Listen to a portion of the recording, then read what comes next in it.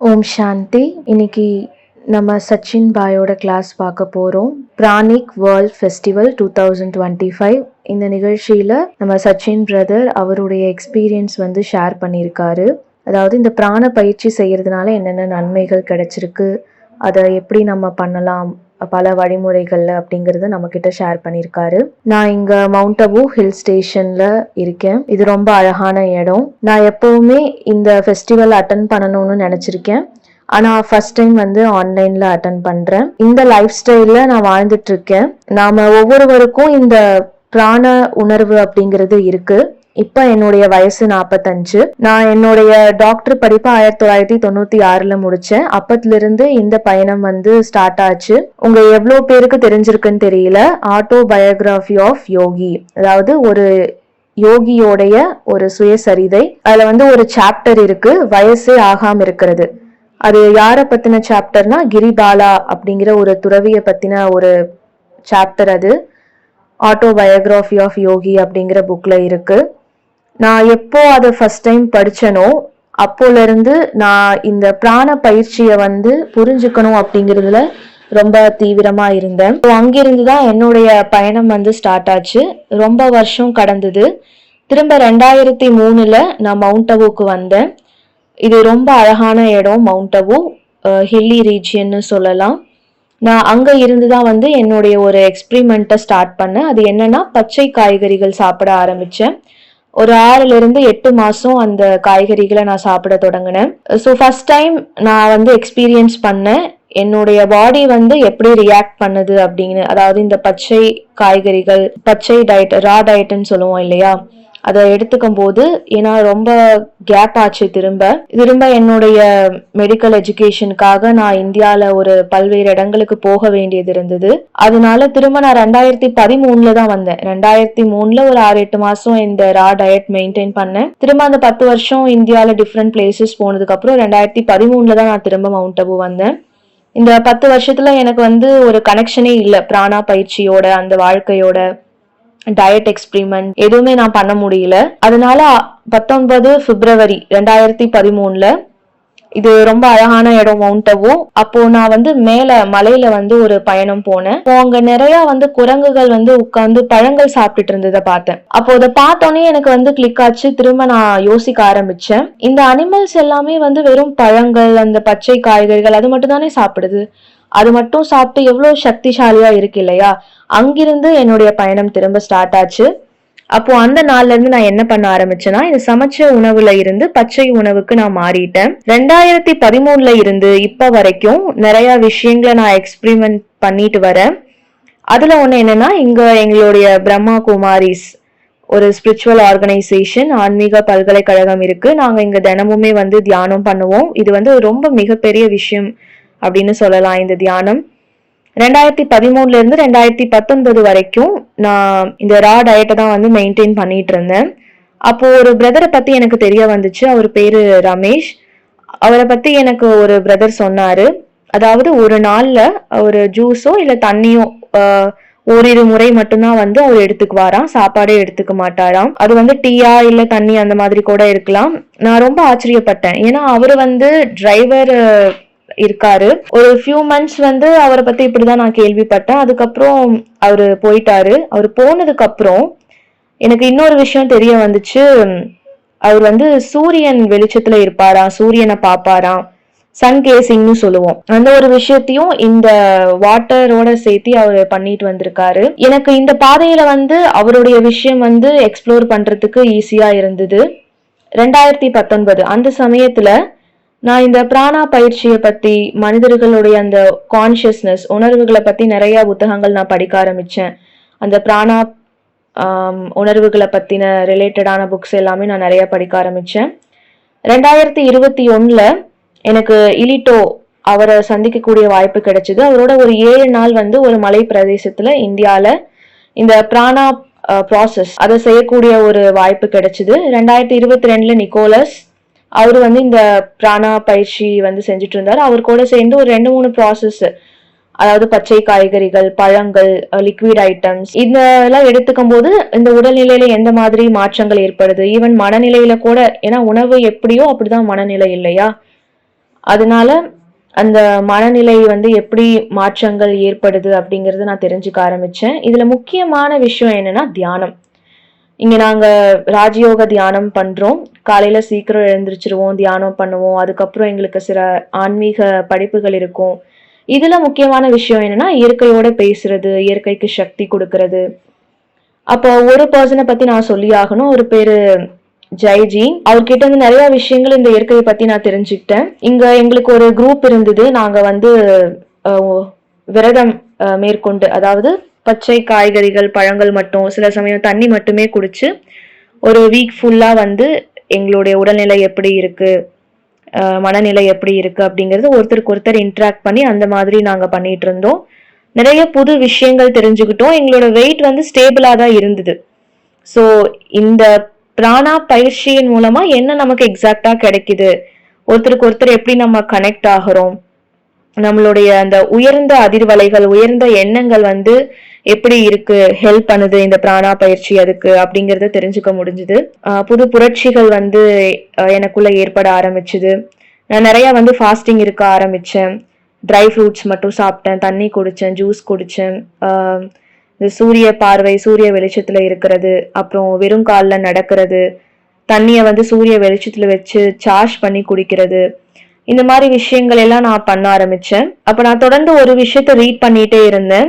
அதாவது இது சம்பந்தமான விஷயங்களை ரீட் பண்ணும்போது அதை நான் செய்யவும் அப்போ இதெல்லாம் நான் பண்ண என்னன்னா நான் ரொம்ப லைட்டா ஃபீல் ஆக ஆரம்பிச்சது எனக்கு. நான் நிக்கோலஸ் பத்தி சொன்னேன் இல்லையா, அப்போ நிக்கோலஸோட ப்ராசஸ் என்னன்னா வெயிட்டை வந்து ஸ்டேபிளா வச்சுக்கிறது. அதாவது இந்த மாதிரி பிராணா பயிற்சியின் மூலமா, ஃப்ரூட்டாரினிசம் மூலமா, பிரெத்தாரினிசம் மூலமா, இது வந்து ஒரு புதிய கான்செப்ட் அப்படின்னு சொல்லலாம். ஒரு 3 மாசத்துக்கு நான் வெறும் ஜூஸ் மட்டுமே குடிச்சு சாப்பாடு இல்லாம விரதம் இருந்து ஒரு நாளைக்கு ஒரு ஜூஸ் மட்டும் எடுத்துக்குவேன். 72 மணி நேரத்துக்கு வெறும் ட்ரை ஃப்ரூட்ஸ் இல்ல ஃப்ரூட்ஸ் மட்டும் எடுத்துக்கிற மாதிரி. ஏன்னா அது நிக்கோலஸோடது ஒரு தனித்துவமா இருந்தது. 1-2 கிலோ வெயிட் கூட ஏறல குறையில, ரொம்ப ஸ்டேபிளா தான் மெயின்டைன் ஆயிட்டு இருக்கு இப்ப வரைக்கும். நம்மளுடைய உணர்வுகள், எண்ணங்கள் கூட ரொம்ப உயர்ந்துதான் மாறிட்டு வருது இந்த மாதிரி நம்ம பிராண பயிற்சிகள் செய்யும் போது, ஃபாஸ்டிங் இருக்கும் போது. திரும்ப 2022ல எனக்கு புரிய ஆரம்பிச்சது, என்னுடைய உடல்நிலை வந்து மொத்தமா இந்த சாலிட் ஃபுட் நம்ம சாதாரணமா சாப்பிடுறோம் இல்லையா தினமும், அந்த உணவு வகையில இருந்து டோட்டலா வந்து பச்சை காய்கறிகள், பழங்கள் அதுக்கு வந்து மாறிடுச்சு 2022ல.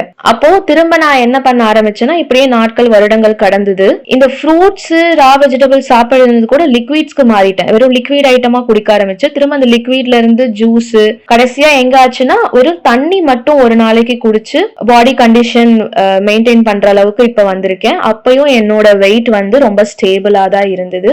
இது மிகப்பெரிய அதிசயம் இல்லையா? இதோட இன்னொரு காரணம் என்னன்னா, நான் இருக்கிற இடம், இந்த இடம் ரொம்ப அழகான இடம். மலைகள் சுத்தி இருக்கு, அவ்வளோ சீனரிஸ் இருக்கு பாக்குறதுக்கு. இயற்கை கூட எனக்கு கடவுளோட வந்து கனெக்ட் பண்றதுக்கு ரொம்ப உதவி புரிஞ்சிட்டு இருக்கு. அப்போ நான் என்ன கண்டுபிடிச்சேன்னா, என்னுடைய மனநிலை வந்து ரொம்ப லைட்டா ஃபீல் ஆக ஆரம்பிச்சுது. நமக்கு இந்த உணவு விருப்பம், கிரேவிங்ஸ்னு சொல்றோம் இல்லையா, அந்த கிரேவிங்ஸ்ல இருந்து நான் வந்து விடுபட ஆரம்பிச்சேன். எனக்கு என்ன தோண ஆரம்பிச்சதுன்னா, சாப்பிடுறது வெறும் கற்பனை தான் அப்படிங்கிற அளவுக்கு நான் நிறைய அந்த புக்ஸ்ல இருந்து படிக்க ஆரம்பிச்சேன், அதை எக்ஸ்பெரிமெண்ட் பண்ண ஆரம்பிச்சேன்.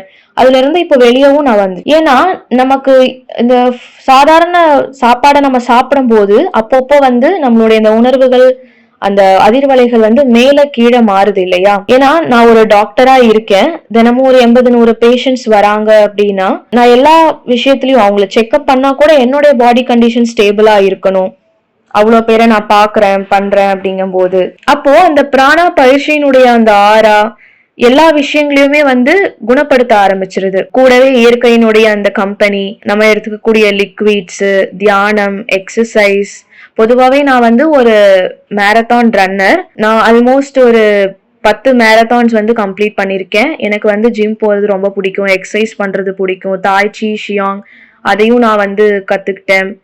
இது கூட என்னன்னா நமக்கு மியூசிக்ஸும் வந்து ரொம்ப ஹெல்ப் பண்ணும், நம்மளுடைய ஹையர் கான்சியஸ்னஸ் கொண்டுட்டு போறதுக்கு, சில பிரச்சனைகளை வந்து ஹீல் பண்றதுக்கு மனசளவுல மியூசிக்ஸ் கூட நமக்கு ஹெல்ப் பண்ணும். சில நேரங்கள்ல நான் வந்து கவிதை, பாட்டுகள் கூட எழுதுவேன். இந்த மாதிரி விஷயங்கள் எல்லாமே என்ன பண்ணும்னா, நம்மளுடைய உயர்ந்த அதிர்வலைகள், உயர்ந்த உணர்வுகளை வந்து கெயின் பண்றதுக்கு சில டூல்ஸ் அப்படின்னு சொல்லலாம். நிக்கோலஸோட சில 2 விஷயங்கள் இருக்கு. ஆல்டர்னேட் ஷவரோட அந்த பார்ட்டு, சிவாமு தெரப்பி. அப்போ எனக்கு இந்த பயணங்கள் எல்லாமே ரொம்ப பிடிக்க ஆரம்பிச்சது. ஏன்னா பயணம் ஏன் பிடிக்குதுன்னா நம்ம எண்ணங்களினுடைய அடிப்படையில தான் இல்லையா? நம்ம ஒவ்வொருத்தருமே வந்து பிராண பயிற்சி செய்யக்கூடியவர்கள் தான் டே டு டே லைஃப்ல. இந்த பச்சை காய்கறி, பழங்கள், லிக்விட் இதுல இருந்து டோட்டலா என்னுடைய என்னுடைய உடலை வந்து நான் எதுக்கு அட்ஜஸ்ட் பண்ண ஆரம்பிச்சேன்னா பிரதரினிசம், அதாவது சூரிய வெளிச்சத்துல இருக்கிறது, சூரிய வெளிச்சத்தினுடைய இந்த சக்தியை வாங்கி எனர்ஜெட்டிக்கா ஃபீல் பண்றது, வெறுங்காலில் நடக்கிறது, எக்ஸசைஸ் பண்றது, மூச்சு பயிற்சி. நான் டோட்டலாவே வந்து என்ன நான் அட்ஜஸ்ட் பண்ணிட்டேன். இது வந்து நேச்சுரலாவே எனக்கு வர ஆரம்பிச்சிருது. ஒரு டிஃப்ரெண்ட் எக்ஸ்பீரியன்ஸ் அப்படின்னு சொல்லலாம்.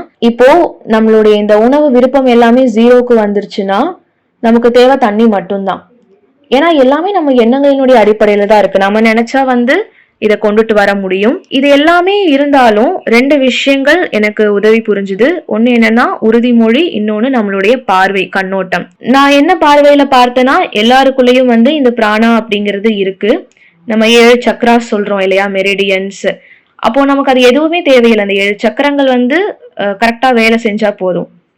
ஏன்னா சாப்பிட்றது ஒரு பழக்கம், அது ஒரு மாயை. நம்ம வந்து இந்த பிசிக்கல் ஃபுட் இருந்தா மட்டும்தான் வாழ முடியும்னு நினைக்கிறோம். ரியாலிட்டி என்னன்னா நமக்குள்ள இந்த பிராணா பயிற்சி இருந்துச்சுன்னா போதும், நம்ம வந்து ஈஸியா சஸ்டெயின் பண்ண முடியும் இந்த வாழ்க்கையில. நம்ம சில நேரங்கள்ல இயற்கையோட பேசணும், இயற்கையோட நல்ல ஃப்ரெண்ட்ஷிப் வந்து கனெக்ட் பண்ணிக்கணும். மரத்தை கட்டி பிடிக்கலாம், நீங்க வெறும் காலில் நடக்கலாம், இயற்கை காற்றை வந்து சுவாசிக்கலாம். நமக்கு ஒரு நல்ல ஃப்ரெண்ட் மாதிரி. ஈவன் அந்த சூரிய வெளிச்சத்துல வந்து ஒரு 45 நிமிஷம் நம்ம நடக்கிறது, அந்த சூரியனை பாக்குறது ரொம்ப ரொம்ப நம்மளுடைய பாடி கண்டிஷனுக்கு ஹெல்ப் பண்ணும்.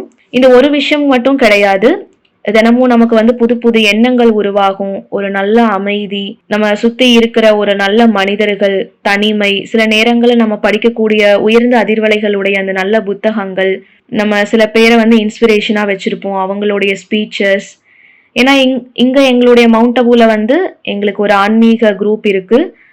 அதுல இருந்து நாங்க ரொம்பவே நிறைய நல்ல நல்ல விஷயங்களை வந்து எக்ஸ்பீரியன்ஸ் பண்றோம், எக்ஸ்பிரிமெண்ட் பண்ணிட்டும் இருக்கோம். எனக்கு தெரியும் சில பிரதாரினிசம்ஸ் வந்து யாருடைய கம்பெனியும் வந்து விரும்ப மாட்டாங்க, இன்ஸ்டிடியூஷன்ல ஜாயின் பண்ண மாட்டாங்க. நான் சத்தியமா சொல்றேன், என்னுடைய வாழ்க்கையில நான் 100க்கும் மேற்பட்ட இன்ஸ்டிடியூஷன்ஸ் போயிருக்கேன். ஏன்னா எனக்கு சின்ன வயசுல இருந்தே இந்த வாழ்க்கையினுடைய பர்பஸ் என்னன்னு தெரிஞ்சுக்க ரொம்ப ஆசைப்பட்டேன். நான் அப்படி 100 மேல நிறைய இன்ஸ்டிடியூஷன்ஸ் போயிருந்தாலும் கடைசியில இதை ரீச் பண்ணப்போதான் எனக்கு உண்மையான அந்த வாழ்க்கையினுடைய அர்த்தமே புரிய ஆரம்பிச்சுது. ஏன்னா எனக்கு ரொம்ப விருப்பம் படிக்கிறதுல. அப்போ சில ஆத்தர்ஸோட பிராணிக் நரிஷ்மெண்ட் அப்படிங்கிற அந்த புக்ஸ் எல்லாமே நான் படிச்சிருக்கேன். அதுல என்னன்னா பசினா என்ன, நமக்கு ஏன் இந்த உணவினுடைய விருப்பங்கள் வருது, அதுக்கான காரணம், நம்ம உடலுக்கு உண்மையிலேயே என்ன தேவை, அட் ப்ரெசென்ட்ல நம்ம சாப்பிட்றோமோ இல்லையோ, குடிக்கிறோமோ இல்லையோ, ஆனா வெயிட் வந்து ஸ்டேபிளா வச்சுக்கணும்னு நினைக்கிறோம். நான் தினமும் ஹாஸ்பிட்டல் போய் ஆகணும் இல்லையா, டாக்டரா இருக்கிறதுனால. அப்ப அந்த ஹாஸ்பிட்டலுக்கு நான் போறதுக்கு முன்னாடி என்னுடைய நாள் வந்து 1:30 மணிக்கே தொடங்கிடும். அதிகாலை 1:30 மணிக்கு நாங்க எழுந்திருப்போம். ஒரு 4-5 மணி நேரம் தான் நான் தூங்குவேன். அதுக்கப்புறம் பாத்தீங்கன்னா ஒரு 9-10 மணிக்கெல்லாம் நான் படுத்துருவேன் சீக்கிரமாவே. ஒரு 2 to 5 மணி வரைக்கும் இங்க எங்களுக்கு ஒரு குரூப் தியானம் இருக்கும். 5 மணிக்கு எங்களுக்கு ஒரு ஆன்மீக படிப்பு இருக்கும். அப்புறம் இயற்கையோட சில நேரம் அப்படியே நாங்க உரையாடல் செய்வோம். அந்த கம்பெனியில நாங்க அப்படியே இருப்போம். ஒரு சின்ன அமைதி, தனிமை, இது ரொம்ப ரொம்ப எனக்கு ஹெல்ப் பண்ணுச்சு என்னோட பாடி கண்டிஷன் மெயின்டைன் பண்றதுக்கு. அதுக்கப்புறம் தான் திரும்ப நான் வந்து என்னுடைய வேலைக்குள்ளேயே நான் வந்து என்டர் ஆவேன். ஏன்னா நம்ம கிட்ட வர எல்லா பேஷண்ட்ஸுமே ரொம்ப எக்ஸ்பெக்டேஷன்ஸோட வருவாங்க, எதிர்பார்ப்புகளோட.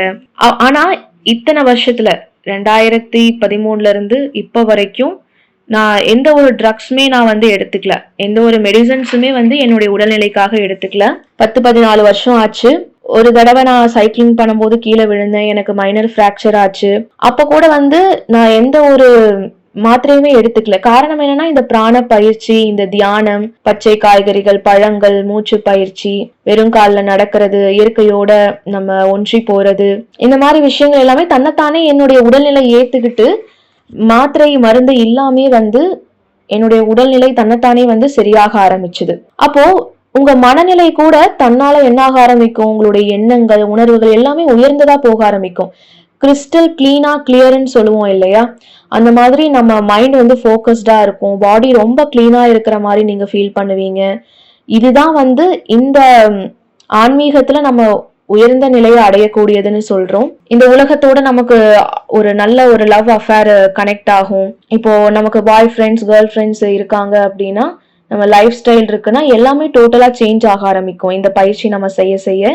ஏன்னா இந்த வாழ்க்கை ரொம்ப அழகானது. நமக்கு இந்த வாழ்க்கை கிடைச்சிருக்குன்னா அது ரொம்ப ஆசீர்வதிக்கப்பட்ட வாழ்க்கை. நம்ம எல்லாருமே கண்டிப்பா தெரிஞ்சுக்கணும், நிறைய விஷயங்கள் எக்ஸ்ப்ளோர் பண்ணணும். அதாவது நம்ம இப்ப இருக்கிற லைஃப்ல இருந்து தெரியாத விஷயத்துக்குள்ள ஜம்ப் ஆகுற மாதிரி. அடுத்ததா பாத்தீங்கன்னா ஹென்ரி மொஃபர்டோட மறைநிலை நிலப்பரப்பு அப்படிங்கிற ஒரு புத்தகம் இருக்கு. அதை நான் படிக்கும்போது இந்த நிறைய பயணங்களினுடைய புரிதல் எனக்கு ஏற்பட்டுச்சு. திரும்ப நம்ம ஆன்மீக இயற்கைக்குள்ள எப்படி நம்மள நாமளே ரிட்டர்ன் பண்ணிக்கிறது, அன்பு, அமைதி, அது எல்லாத்தையுமே எப்படி எக்ஸ்பீரியன்ஸ் பண்றது, இந்த பிராணா பயிற்சியோட நம்ம எல்லாமே கம்பைன் பண்ணி பண்ணும்போது ரொம்ப அழகான அனுபவம் கிடைக்கும். நான் எப்பவுமே ஜிம்முக்கு போறது உண்டு. எனக்கு எக்ஸசைஸ் பண்றது ரொம்ப பிடிக்கும்.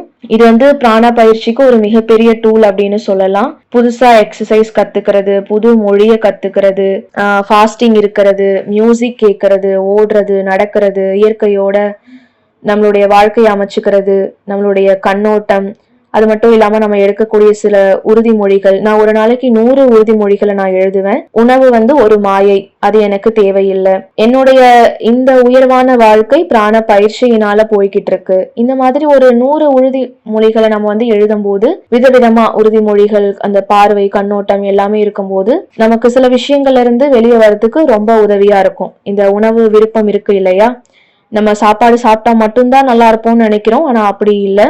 இந்த சமைச்ச உணவையும் தாண்டி இந்த மாதிரி உணவுகள், பயிற்சிகள் செய்யும் போது நம்ம ரொம்பவே நல்லா இருப்போம். இதை பத்தின விஷயம் மட்டும் கிடையாது, நம்ம கான்சியஸ் பத்தின விஷயமும் கூட. அதாவது நம்ம என்னென்னலாம் குடிக்கிறோமோ, சாப்பிடுறோமோ, அதுக்கான ஒரு நன்றி உணர்வு நமக்கு எப்பவுமே இருக்கணும். அது கூட நம்மளுடைய உணர்வுகளை அதிர்வலைகளையும் மேல கொண்டுட்டு போகும். அதனால முழு நாள்ல அப்போ உங்களுக்கு என்ன ஃபீல் ஆக ஆரம்பிச்சிரும், இந்த பயிற்சிகள் செய்ய செய்ய எனக்கு எதுவுமே வேண்டாம், சாப்பிடுறதுக்கும் வேண்டாம், குடிக்கிறதுக்கும் வேண்டாம், என்னுடைய உடல்நிலை நல்லா இருக்கு, இந்த மாதிரி நம்ம ஃபீல் பண்ண ஆரம்பிப்போம். அடுத்து நம்ம பார்ட் 2 இன்னொரு கிளாஸ்ல பார்க்கலாம். நல்லது. ஓம் சாந்தி.